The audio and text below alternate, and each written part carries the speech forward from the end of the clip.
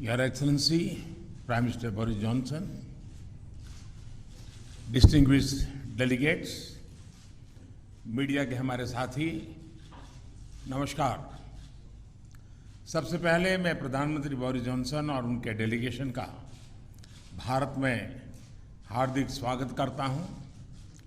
प्रधानमंत्री के रूप में भले ही यह उनकी पहली भारत यात्रा है, लेकिन एक पुराने मित्र के रूप में वे भारत को बहुत अच्छे से जानते हैं, समझते हैं।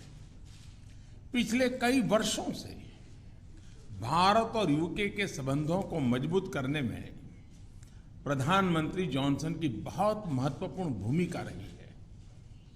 इस समय जब भारत अपनी आजादी का अमृत महोत्सव मना रहा है, प्रधानमंत्री बोरिस जॉनसन का यहाँ आना अपने आप में एक ऐतिहासिक पल है।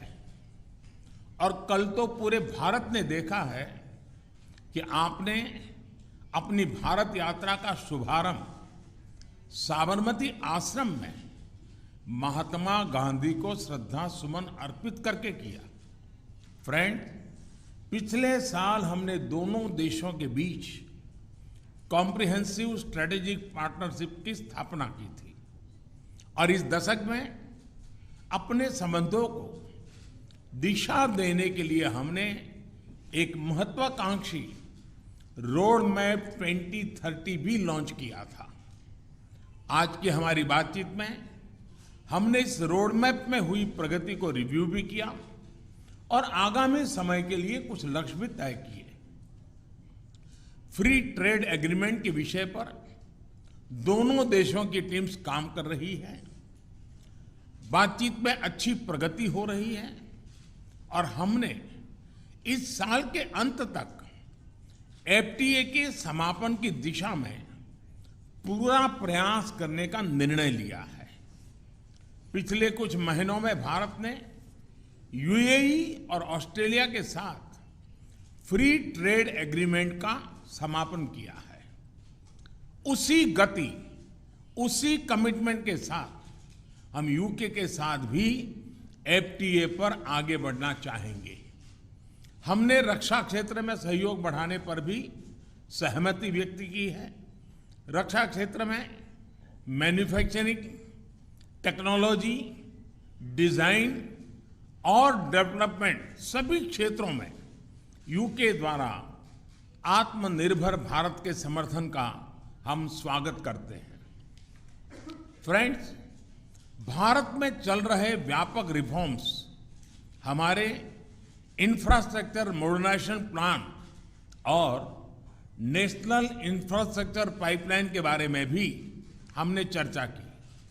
हम यूके की कंपनियों द्वारा भारत में बढ़ते निवेश का स्वागत करते हैं और इसका एक उत्तम उदाहरण हमें कल गुजरात में हालोल में देखने को मिला। यूके में रहने वाले 1.6 मिलियन भारतीय मूल के लोग समाज और अर्थव्यवस्था के हर क्षेत्र में सकारात्मक योगदान कर रहे हैं। हमें उनकी उपलब्धियों पर गर्व है और इस जीवंत सेतु को हम और मजबूत करना चाहते हैं। इस दिशा में प्रधानमंत्री जॉनसन ने निजी रूप से बहुत योगदान किया है। इसके लिए मैं उनका अभिनंदन करता हूं। फ्रेंड्स, हमने ग्लासगो में आयोजित COP26 में लिए गए संकल्पों को पूर्ण करने के लिए अपनी प्रतिबद्धता जताई। आज हमने अपनी क्लाइमेट और एनर्जी पार्टनरशिप को और अधिक गहन करने का निर्णय लिया। हम यूके को भारत के नेशनल हाइड्रोजन मिशन में शामिल होने के लिए आमंत्रित करते हैं और हमारे बीच स्ट्रेटेजिक टेक डायलॉग की स्थापना का मैं हृदय से स्वागत करता हूं। फ्रेंड्स, आज हमारे बीच ग्लोबल इनोवेशन पार्टनरशिप के इम्प्लीमेंटेशन अरेंजमेंट्स का समापन एक बहुत महत्वपूर्ण पहल साबित होगी। यह अन्य देशों के साथ हमारी विकास साझेदारी को और मजबूती प्रदान करेगा। इसके तहत तीसरे देशों में मेड इन इंडिया इनोवेशंस के ट्रांसफर और स्केलिंग अप के लिए भारत और यूके $100 मिलियन तक को फाइनेंस करेंगे। इनसे सस्टेनेबल डेवलपमेंट गोल्स की प्राप्ति में और क्लाइमेट चेंज से निपटने के प्रयासों में भी मदद मिलेगी। ये हमारे स्टार्टअप्स और एमएसएमई सेक्टर के नए मार्केट्स तलाशने और अपने इनोवेशंस को ग्लोबल करने में बहुत उपयोगी सिद्ध होगा। फ्रेंड, हमने क्षेत्रीय और वैश्विक स्तर पर हो रहे अनेक डेवलपमेंट्स पर भी चर्चा की। एक free, open, inclusive and rule based order पर आधारित इंडो पैसिफिक क्षेत्र बनाए रखने पर हमने जोर दिया। इंडो पैसिफिक ओशन इनिशिएटिव से जुड़ने के यूके के निर्णय का भारत स्वागत करता है। हमने यूक्रेन में तुरंत युद्ध विराम और समस्या के समाधान के लिए डायलॉग और डिप्लोमेसी पर बल दिया। हमने सभी देशों की क्षेत्रीय अखंडता और संप्रभुता के सम्मान का महत्व भी दोहराया।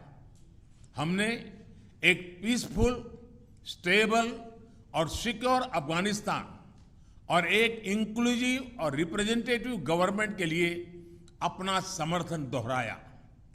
यह आवश्यक है कि अफगान भूमि का प्रयोग अन्य देशों में आतंकवाद फैलाने के लिए नहीं होना चाहिए। एक्सेलेंसी, आपने हमेशा भारत और यूके के संबंधों को मजबूत करने के लिए विशेष प्रयास किए हैं। इसके लिए हम आपका अभिनंदन करते हैं। एक बार फिर आपका और आपके प्रतिनिधिमंडल का भारत में हार्दिक स्वागत है। बहुत बहुत धन्यवाद।